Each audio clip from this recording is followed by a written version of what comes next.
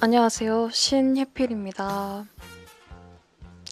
오늘도 팟캐스트입니다. 제가 지난 시간에 고레에다 히로카즈 감독님의 신작 상자 속의 양을 리뷰했었는데 제가 편집으로 채 미처 덜어내지 못했던 주저하는 부분이 있었거든요. 양심이 찔려가지고 제가 이걸 리뷰하면서 이게 뭔지 모르겠습니다 이렇게 호소하는 장면이 있었는데 매 리뷰할 때마다 그런 순간을 겪고 있지만 상자 속의 양은 진짜 너무 뭔가 모르겠어가지고 도저히 그런 주저함을 쳐낼 수가 없었거든요. 이번 스티븐 스필버그 감독님의 디스클로저 데이 또한 되게 오리무중한 감정이 드는데 그래도 이건 적어도 주저하지 않고 이상하다라고 말을 할 수는 있는 것 같아요. 시놉시스를 먼저 읽어드리자면 우리는 모두 진실을 알 권리가 있다.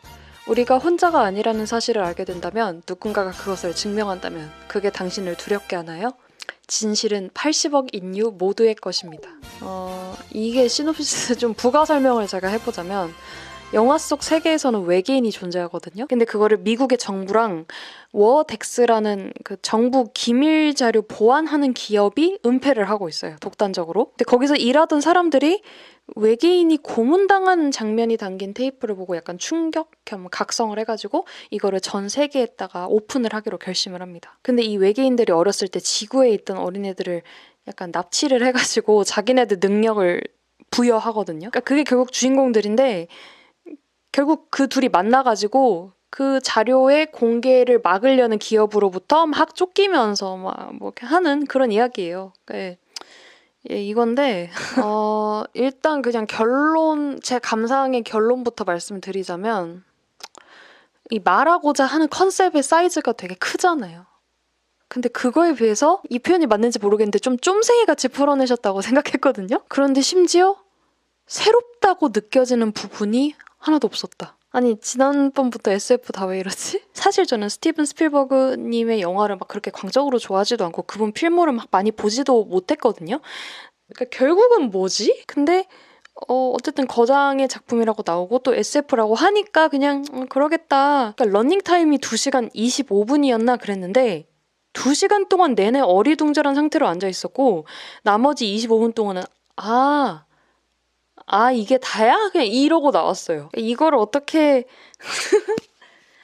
일단 당황스러운 부분들이었던 것에 대해 설명을 해보자면 첫 번째가 설명이 되게 많이 필요한 장르이자 컨셉인데도 불구하고 설명이 거의 안 나온다. 이게 스필버그 감독님 원래 스타일인 건지 뭐 아니면 그냥 약간 좀 세련지게 이렇게 가시려고 한지는 모르겠어요. 근데 어쨌든 이게 외계인의 존재를 긍정하는 음모론을 전면에 내세우고 있잖아요. 심지어 단순히 그냥 존재한다를 떠나서 막 그들의 기술력을 활용해가지고 막 영화가 전개가 되는데 그거에 대해서 설명을 안 해주는 거는 그리고 두 번째는 이 영화의 스케일과 관련한 부분인 건데 생각을 해볼수록 아무리 곱씹어봐도 뭔가 새롭거나 신박하다고 느껴졌던 지점이 하나도 없네. 어쨌든 이런 뭐 외계인 나오고 뭐 음모론과 관련한 SF 이런 거는 예전부터 진짜 쭉 만들어지고 있는 거잖아요. 그리고 그 역사 속에서 계속 매번 새로운 요소들이 뭔가 추가되면서 좀 나름 갱신이 되고 있다고 생각을 했거든요.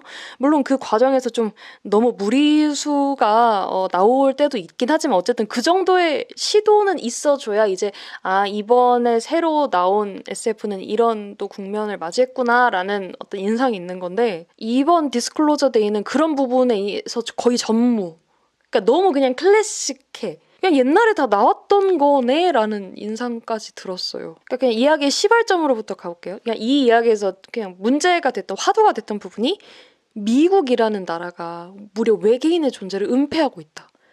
근데 심지어 그들을 고문하게까지 하니까 이게 어떻게 이럴 수가 있지? 뭐 이런 식으로 이제 상황이 진행이 되는 건데 내가 너무 냉혈 아닌가? 저는 그거를 들었을 때 그렇게 놀랍지 않았거든요. 그냥 그럴 줄 알았어. 아니 난 심지어 영화 밖에 현실에서도 약간 그렇게 믿고 있어.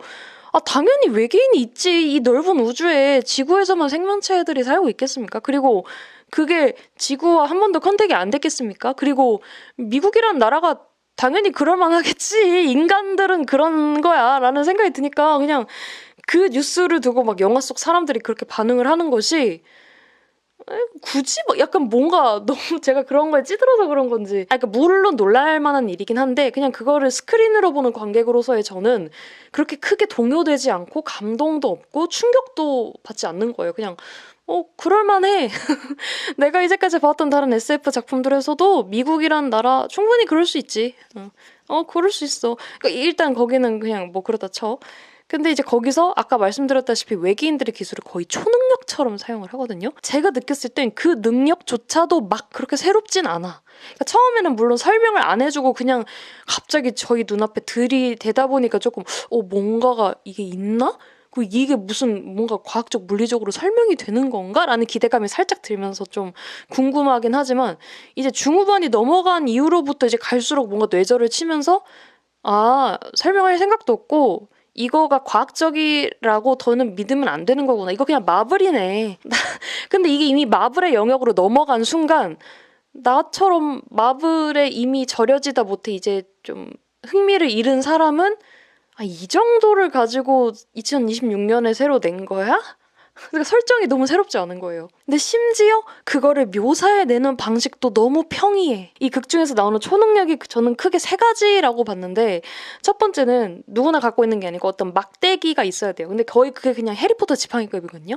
그거를 손에 쥐고 자기가 찾고 싶은 사람의 얼굴과 이름을 알고 악 하면 그 원격으로 그 사람을 조종하기도 하면서 막 소통도 하기도 하면서 그러니까 거의 생체 CCTV 겸 빙의를 할 수 있는 능력이에요. 그리고 이제 그 외계인들이 납치해가지고 자기들 능력을 줬다던 주인공들 있잖아요. 남자는 정확히 기억이 안 나는데 외계인들의 언어? 약간 수학 공식? 그게 우주를 뭐 초월하는 그 무슨 소통 언어래요. 그 수학적 공식들 기호들을 우리 지구의 언어로 대표되는 영어로 해석할 수 있는 능력을 가졌고요. 여자는 모든 사람들의 내면을 들여다볼 수 있는 그 사람들의 사정에 공감하고 감정을 되게 쉽게 이렇게 설득할 수 있는 어떤 호소력을 가진 소통자로서의 능력을 갖고 있는 것 같아요. 근데 이런 요소들을 그러니까 그냥 배우들의 연기와 대사로 퉁치려 드는 것 같다고 저는 느꼈거든요. 근데 지금 생각해보면 그렇다고 그걸 진짜 마블처럼 뿅뿅 했으면 진짜 난감했을 것 같긴 해. 그렇긴 하지만 근데 그렇다면 뭐 어차피 묘사를 그냥 그렇게 평이하게 할 거였으면 차라리 그 초능력이 발동되는 구조라든지 뭐 어느 정도 기준을 설정해 둬야 되는지 최소한의 뭔가 그 선을 지켜서 보여줘야 됐다고 생각했는데 그조차도 설명을 안 해준다? 그러니까 나는 그냥 내내 그냥 어리둥절한 거야. 그래서 계속 보면서 나중에 뭔가 있겠지. 이거 다 나중에 설명해주겠지. 에피소드 있겠지. 없어. 그냥 약간 막말로 다 랜덤 깡이었나? 누구는 저 초능력이 걸리고 누구는 안 걸리고 저 셋 중에 누구는 상대적으로 분량 쩔이고 그러니까 저거를 굳이 2명으로 찢어놨어야 되는 이유가 뭐 그냥 한 사람한테 몰빵해주면 되는 거 아닌가라는 생각까지 들고 근데 이것도 그냥 그렇다 쳐. 그냥 이것까지도 그럴 수 있지. 이게 이제 런닝타임이 2시간 25분이었잖아요. 처음에는 좀 빡센데 라고 생각했지만 이야기 초반부터 이게 외계인 나오는 작품이고 그런 음모론을 다루는 작품이다라는 것을 인지하게 되니까 그래 그럼 런닝타임 2시간 25분은 가야지. 모자랄 수도 있겠다까지로 마음이 넓어졌어요. 근데 이제 그 과정에서 이야기의 스케일을 위해서가 아니고 뭔가 뭐라고 설명해야 될까요? 그냥 이야기를 점점 더 복잡하게 만들기 위해서 그러니까 주인공들을 조금 더 갈등 상황에 넣기 위해서 되게 진부하게 중간중간 패급짓을 넣어주시는데 뭐라고 설명해. 나도 고급스러운 어휘 사용하고 싶다. 그러니까 사실 이 주인공 애들이 그냥 쉽게 만나가지고 쉽게 우르르 사건 해결해버리면 뭐 재미도 없고 감동도 없고 중간에 기승전결도 없고 그러다 보니까 그런 건 이해하겠어. 근데 그 패급짓들이 너무 뻔한 것들이어가지고 이제 막 순간순간 좀 그런 거예요. 뭐 능력도 다양하고 어차피 SF 아니 그냥 판타지로 갈 거면은 조금 더 다양한 방법으로 풀어낼 수도 있는 건데 너무 훤히 보이는 약점들을 본인들이 스스로 안고 가고 그 함정이 쉽게 그냥 빠져주고 이러는 게 정말 그냥 이야기를 위해서 이야기가 흘러간다라는 느낌? 이 2시간이 넘는 러닝타임을 채우기 위해서 쟤네가 뻘짓을 한다라는 결국 이 상황이 이 체이싱이 직원들이 테이프를 훔쳐가지고 그거를 빠뜨리려고 하는 거니까 기업으로부터 계속 쫓기고 이런 상황인 거잖아요. 근데 그 과정에서 누가 봐도 그렇게 행동하면 잡히지 이놈들아. 그리고 진짜 마지막으로 활용 점정인 부분이 진짜 이건 진짜 이 부분에서 참을 수가 없다고 느꼈던 건데 외계인들 디자인 너무 이조차도 클래식하고 이게 또 제 동생이랑 이 영화를 같이 봤는데 동생은 뭐라고 했냐면 아 그냥 이티네 야, 이티가 양반이지 이건 진짜 그냥 저기 픽사베이 같은데 그냥 돌아다니는 외계인 그 자체예요. 그리고 이건 세 번째로 약간 부수적인 부분일 수도 있는데 그러니까 사실 이런 이야기가 적어도 이거는 전 세계 80억 인구를 무대로 하고 있잖아요. 그러니까 그렇게 너네가 얘기했잖아요. 그러면 적어도 이제는 이런 이야기를 더는 미국이라는 땅덩어리 안에서만 푸는 게 너무 게으른 거 아닌가? 아니 그러니까 막말로 그냥 미국 국가 내에서의 음모론이고 막 이런다 쳐. 그러면 내가 이해를 하겠는데 그거 아니라며. 막 외계인 나오고 막 뭔가 지구 사이즈의 문제라며. 그러면 뭐 로맨틱 코미디라든지 호러 이런 장르도 아니고 지구 밖을 넘어서 외계인이 존재한다라는 이야기를 하고 있는데도 불구하고 미국 안에서 백인들로만 승부를 보려는 게 나는 이제 그냥 좀 웃겨. 제가 이해한 바가 맞는지 잠깐만 이따 한번 들여보세요. 자, 이 주인공 둘이가 10살 때 외계인들한테 홀려가지고 그 우주선에 탑승을 했어요. 그래도 영문도 모른 채 반강제적으로 그들의 슈퍼파워를 주입을 받았어. 그러고 나서 각각 성인이 된 후에 홍관조라는 새의 모양을 한 우주인과 접촉을 한 뒤에 그 슈퍼파워가 비로소 발동을 한다. 뭐 이런 설정인 것 같아. 지금까지 내가 얘기한 거 맞나? 남자는 이미 발동을 한 상태였고 여자가 이제 뒤늦게 발동을 하면서 둘이 서로에게 슈퍼 이끌리면서 마침내 그 거대 기업의 횡포로부터 벗어나 캔자스 시티의 한 지역 방송국에서 모든 것을 폭로하고자 하는 시도다. 라는 이야기라면 그러니까 정말 외계인들이 또 우연히 미국으로 떨어져서 우연히 같은 동네에서 자란 애들을 데려다가 그들이 계속 우연히 미국에서 지내고 또 미국에서 사건을 해결하고 캔자스 시티에서 그러니까 난 이게 왜 이렇게 이제 웃기지? 그러니까 이런 게 저 누구야 아놀드 슈왈제네거 씨가 한창 강사하시던 한 2000년대 초반까지만 해도 아무렇지 않았을 것 같아. 그냥 당연한 미국에서 저런 일 자주 일어나니까 그냥 이러고 말았을 것 같은데 2026년에도 그러고 있으니까 이제는 좀 그냥 약간 좀 되게 그런 부분이 좀 쫌생이 같아. 아직도? 이런 느낌? 근데 마음속에 약간 또 복잡한 기분이 그거를 지금 이 거장 할아버지 감독님이 얘기하시니까 나 좋은 점도 말해야 되는데 근데 어쩔 수 없어. 전체적으로 너무 헐겁다고 느껴져. 여전히 스케일에 비해서 좀 효율적으로 진행됐다고 느껴지진 않아요. 진짜 제가 지금 얼마나 많은 의문점을 갖고 있는지 아세요? 그냥 생각난 대로 얘기해볼까요? 사소한 것부터 초반부로부터 얘기해보자는 그 에밀리 블런트 씨가 이번에 막 한국말 했다고 한국어 대사 쳤다고 막 이렇게 했잖아요. 근데 그것도 그냥 제가 듣기로는 어쩔 수 없이 그거예요. 소피아 아줌마 얼굴 보니 좋으네요. 그냥 그 수준이에요. 제가 듣기에는 여전히. 근데 그거 갖고 막 이렇게 하는 게, 그건 그렇다 쳐. 자, 중반부.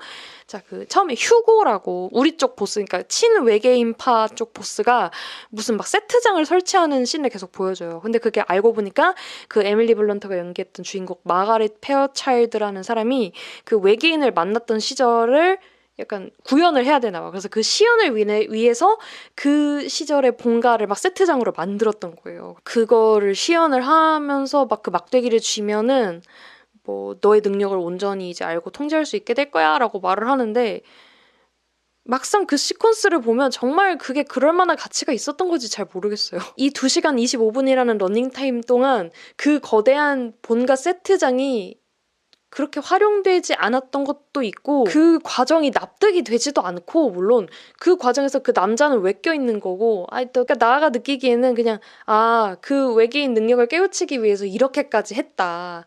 그리고 나중 가서는 그 거대한 세트장이 뭐 능력으로 인해서 막 어떻게 숨겨진다. 막 이런 씬들을 보여주기 위해 만들어진 씬 같다. 그러니까 영화가 전체적으로 계속 그래요. 다음 이야기를 진행하기 위해서 이 전 이야기가 있고 그냥 다음 해서 그리고 끝은 뭐야 이게 다야? 그냥 계속 이렇게 영화가 진행되는 느낌이에요. 애초에 그 마거릿의 존재가 세상에 알려지기도 전에 마거릿의 본가를 어떻게 알고 세트장을 지었던 건지 그러니까 이런 식으로 개연성적인 부분에서 이해가 안 가는 게 있는데 당연히 이 부분도 설명을 안 해주니까 그냥 나 혼자서 계속 합리화를 해야 돼. 그러니까 제가 예전에 외계인이랑 친했다고 하니까 외계인이 또 초능력으로 어떻게 얘 머릿속에 디자인 그 설계도를 그려줬나 보지? 그럼 걔가 이제 그 슈퍼파워로 설계도 얘들아 이거 이렇게 만들어 이렇게 했는가 보지. 이게 자 이제 후반부로 갔어요. 이제 영화 후반부예요. 약간 어차피 이거 그냥 스포 있는 리뷰잖아요. 마침내 결국 이들이 뉴스에서 외계인의 존재를 송출하는 데 성공을 해요. 그 역할은 이제 앵커를 지망했었던 마침 외계인으로부터 슈퍼 소통 능력, 호소력을 전달받은 마거릿이 또 담당을 하게 되는데, 자, 여러분 안녕하세요. 전 마거릿이고요.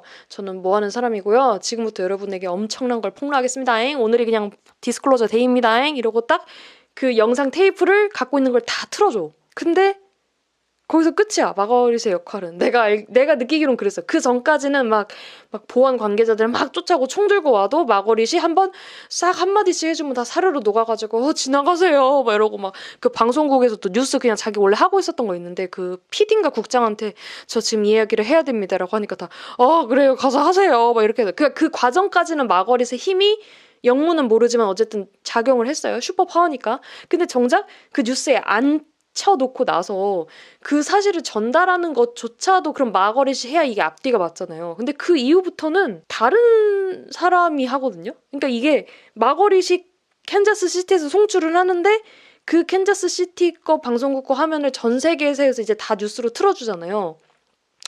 그러니까 정작 인트로만 마거릿이 하고 그 이후에 이제 그 푸티지들, 그 기밀 보안 자료, 외계인 나오는 자료들을 보면서 해설해주는 거는 다른 앵커가 이제 맡게 된단 말이죠. 막 보면서 여러분 제가 지금 보고 있는 게 실제라면 정말 믿어지지가 않고 너무 충격적입니다. 저거 지금 외계인을 이렇게 하고 있는 건가요? 뭐 이런 거를 해주는데 왜 그거는 또 다른 사람한테 맡겨? 왜 마거릿은 인트로밖에 안 해? 거기서까지 마거릿이 조져줘야 되는 거 아니야? 그래야 그 시청자들이 이거 지금 AI 조작된 영상 아니고 진짜구나 이러면서 뭔가 그 감정을 느껴야 되는 거 아니야? 물론 마거릿이 거기서 아예 끝나진 않아. 진짜 찐 엔딩에 이제 외계인의 전원을 마거릿이 시청자들한테 전해주려는 듯 하면서 영화가 딱 끝이 나는데, 그러면 마거릿을 굳이 거기 왜 앉혔어야 돼? 그냥 테이프만 틀어. 그냥 관계자들 설득만 하고 테이프만 틀면 되는 거 아니야. 내가 심지어 그 여자 주인공 마거릿 페어차일드라는 사람과 관련된 의문만 말한 게 이 정도거든요. 나머지는 그냥 말하고 싶지도 않아. 너무 입이 아파가지고. 근데 생각해보니까 그 페어차일드라는 이름도 뭔가 좀 되게 노골적인 건가? 더 이상 나를 궁금하게 만들지 마. 진짜 기분 좋지 않은 궁금함이야. 왜냐면 어차피 너네 설명 안 해줄 거잖아요. 저 마지막으로 가장 이해 안 됐던 부분 한번 말해도 돼요? 제가 느꼈을 때 이 영화에서 주인공들 다음으로 중요하게 여겨졌던 캐릭터가 그 남자 주인공 다니엘 켈러의 여자친구거든요. 제인이라는 캐릭터인데, 이 캐릭터는 지구인들의 신앙과 종교를 상징한다고 느꼈어요. 뭐 전직 수녀 지망생 이었다고 하는데 이제 개인적인 딜레마가 있어가지고 그냥 포기하고 나왔대. 근데 이제 남자친구가 야 세상에 외계인이 있었고 외계인이 막 고문당하고 막 있고 이러고 있어. 근데 이거를 지금 사람들이 몰라. 이거를 우리가 다 퍼뜨려야 돼. 막 사람들은 이 진실을 알 권리가 있어 라고 말을 하니까 여자애가 말하는 게 뭐냐면, 야 지금 사회가 엄청나게 혼란한데 외계인의 존재를 밝히면 진짜 우리 난리 나는 거 아니니? 우리 대부분의 사람들은 절대자를 믿도록 교육을 받았어. 근데 이렇게 실제하는 절대자의 존재가 증명이 되면 우리 사회는 완전 무너질 거야. 뭐 이런 식으로 말을 하거든요. 그러니까 나는 거기서 이해가 안 됐던 게 외계인이 절대자인가? 그러니까 내가 지금 절대자라는 존재를 되게 너무 크게 생각하고 있는 건가? 아니면 내가 기독교가 아니라서 공감이 안 되나? 그러니까 하느님이 전지전능 전선한 존재? 저는 그냥 이렇게 전제를 하고 있거든요. 근데 외계인의 존재가 나타나면 그 논리가 깨지는 건가요, 여러분? 그리고 저는 궁금한 게 그분께서 오직 지구 안의 생명체들만을 긍정하시는 말씀을 하셨던 적이 있나요? 그래서 외계인의 존재가 나타나면 그분의 말씀이 이제 틀린 게 되는 건가요? 진짜 비꼬는 게 아니고 제가 진짜 몰라서 그래요. 제가 성경을 읽어보려고 여러 번 시도를 했지만 늘 실패해가지고. 그리고 나 이 흐름에 있어서 우리 팀 진영, 그 친외계인파 진영의 논리에서도 좀 이해가 안 가는 게, 얘네가 왜 이렇게 사명감을 갖게 된 건지가 이해가 안 되는 거예요. 끝까지, 영화 끝까지 그냥 단순히 옳은 일이라서 이걸 한 거라고 라기에는 너무 뭔가 없어 보여. 나는 뭔 생각까지 들었냐면, 얘네가 진짜 캐릭터들 자체로 스스로 생각하고 판단해서 이런 결정을 내렸다라고 느껴지지도 않고, 그냥 이 외계인들에게 감화돼서 이 외계인들에게 홀려서 이 판을 짠 게 아닐까라는 생각까지 들었다니까. 그러니까 그 외계인들에 대한 음모론인 건가? 나의 지금 생각은? 그러니까 주체성이 없어 보였어요. 아니 그렇잖아요. 왜냐면 제 입장에서 외계인들은 절대자가 아니고 그냥 말 그대로 지구 밖에 외계에서 온 이방인들이거든요. 근데 그들이 왜 절대자이고 뭔가 새로운 메시아인 것 마냥 이 영화에서 취급을 받는 건지를 모르겠어요. 그 슈퍼파워 때문인 건가요? 물론 특이하긴 하죠. 뭐 초능력의 영역이니까. 근데 그게 막 신이라고까지 여겨지는 거야 되나? 야, 특히 그 마지막에 휠체어에서 그 외계인 모셔오는 씬은 진짜 나 진짜 거기서 모든 그걸 놔버렸어. 그냥 차라리 신비롭게 남겨놨어야 돼. 그 푸티지도 그 외계인의 존재가 담겨 있다는 그 절대 보안 기밀 자료들도 뉴스에서 막 보여주면서 막 엄청 자세하게 보여주거든요. 그렇게 했으면 안 됐다고 난 생각해. 나 진짜 이 부분은 확신해. 그냥 차라리 흐릿하게 일부만 이렇게 좀 보여주든지 비겁하게라도 차라리 내가 상상하게 해주지. 그래서 나는 진짜 결국은 알고 싶은 거야.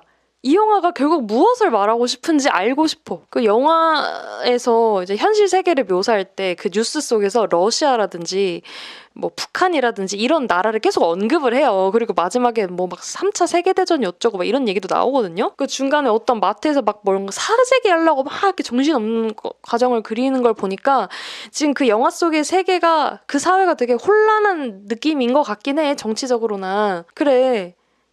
그거를 일단 전제를 해놨어. 그럼 그런 혼란의 시대 속에서 외계인의 존재를 밝혀야 하는 이유가 뭘까요? 그러니까 외계인이 결국 이 디스클로저 데이를 만든 판을 깔았다고 치면 외계인의 메시지는 그거잖아. 지금 이 시점에서 우리의 존재를 공개해야 된다, 얘들아. 이렇게 시킨 거잖아요. 외계인이 시킨 거니까.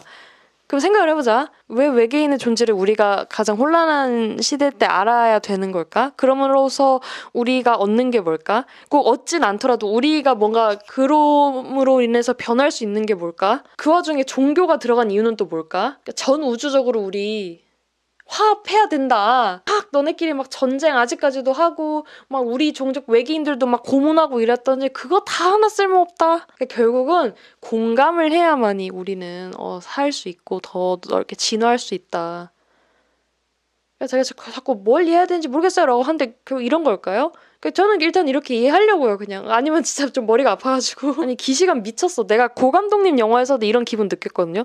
그러니까 하고 싶은 말들이 되게 많으신 것 같은데 결국은 뭘 말하고자 하는 거지? 이런 느낌이 들어서 되게 곤란했던 건데 그러니까 되게 오리무중해요. 저는 그러니까 그런 메시지를 전하려는 거는 알겠어. 그렇다 치는데 그걸 이런 방식으로 푸는 게 효과적일까? 솔직히 지금도 이해하지 못했던 부분, 딴지 걸고 싶은 부분이 굉장히 많은데 시간 관계상 이제 저도 입도 아프고 하니까 더 말하고 싶진 않고요. 그냥 그렇다고 막 재미없게 보진 않았어요. 저는 되게 중간중간 정말 그래서 이 이야기가 어떻게 될지 되게 두근두근하다라고 생각하면서 봤었고 지루하지도 않았거든요. 심지어. 근데도 앞서 말했듯이 뭔가가 되게 나오겠지 했는데 결국 나온 게 그거다 보니까 좀 실망하게 되는 그런 감상인 것 같고 오늘은 팟캐스트라고 이름 붙일만 한 것 같아요. 말 많이 한 것 같고 좀 힘들고 그렇습니다. 안녕. 슝.